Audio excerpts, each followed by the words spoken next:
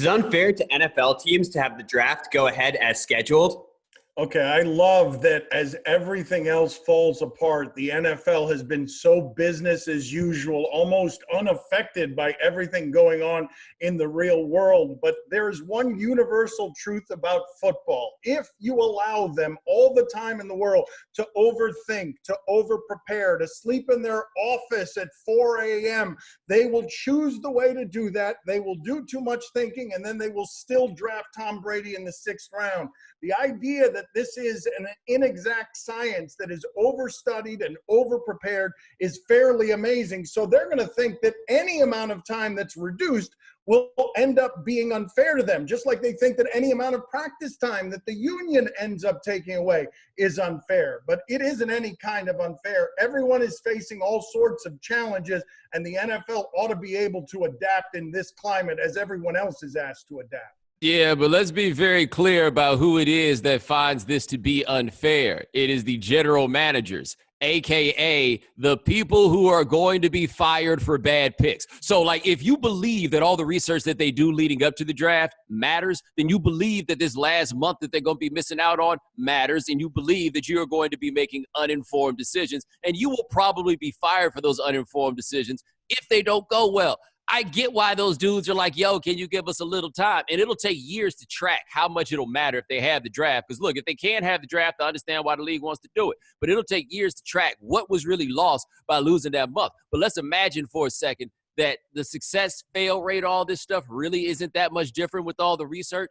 We will be exposing this whole process as a fraud. If it turns out that they could actually do all this draft stuff just off film and physicals, that those are the only two things that they need, everything we've been giving you for decades has been a lie. ESPN does not want me that. Wow, did I just mess up the whole hustle right here, right now? Did I do this all myself? But I mean, it is kind of a fraud anyways. Like, it already is a bit of a fraud. When I saw that this was the question they were going to ask us, I was like, are we going to expose ourselves as saying you can get rid of all this stuff and it's kind of the thing that we do? Bomani makes a perfectly valid point. I think the thing that's tough, though, is that, like, we don't know when this is over. We don't have any sort of clear timeline on when things are going to go at least a little bit back to normal. So the NFL is preparing for a season that it thinks is going to probably start on time. So it's like if you push back the draft and then you have to push back, it's like there's no way to figure out what the timeline is. So I get why it's confusing. I get why the NFL is going to do what they always do, which is just try to maintain business as usual. But yeah, I think it's unfair, but I also don't want to expose the cracks in the foundation of the thing we build our livelihoods on. I tell you this, though, it would be kind of great for the NFL as a freestanding entity if they found out that all they needed to do was evaluate film, right? Like, if they found out that was all that they needed to do to figure out these draft things, it would make everybody's life so much easier. Maybe in some ways less lucrative, but certainly it would have to make everything so much easier because they put so much man time on just trying to figure out these draft prospects to only be so good at it in the end. And I'm not judging them because I probably wouldn't be that good at it either if it put me in this same situation. But you know what this draft is, man? It's trying to get into college, but like Ivy League trying to get into college. Like, it's all SAT, Kaplan courses, and everything else, so that on one day you can be the best at math that you have ever been, and the test score goes around, and everything that you did before did not matter. Like, the NFL encourages people to con them because the nature is the 40-yard dash. It's the SAT. Get you a good SAT score, and then we're going to act like your transcript doesn't matter. That's the game they play in. I don't think it's good to set up a system that allows you to get defrauded in such a way, and maybe this will save them from themselves.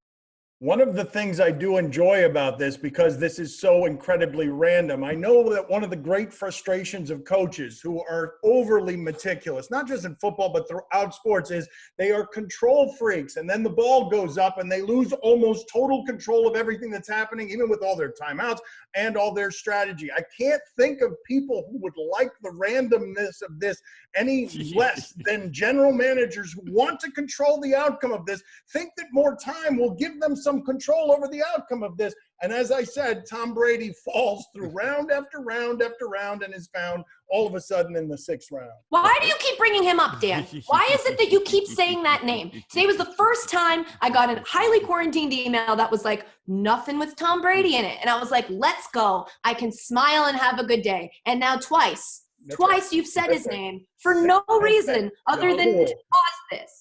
Well, I can use Tom Brady's supported comparison here, though. The part that really has to scare some of these general managers. At least we know that somewhere Tom Brady is out here eating Brussels sprout ice cream and like stretching and getting pliable and everything else to try to make himself physically ready. Hey, man, it's going to be some dudes showing up to training camp, draft picks and otherwise, that are going to look like, oh, damn, I didn't think we was coming back to work, or like I didn't have anywhere to lift some weights. Like, you're going to be drafting some dudes, and then we go Skype into their house and be like, yo, man, you really let yourself go. I cannot wait till the NBA resumes and we have 340-pound Dion Waiters.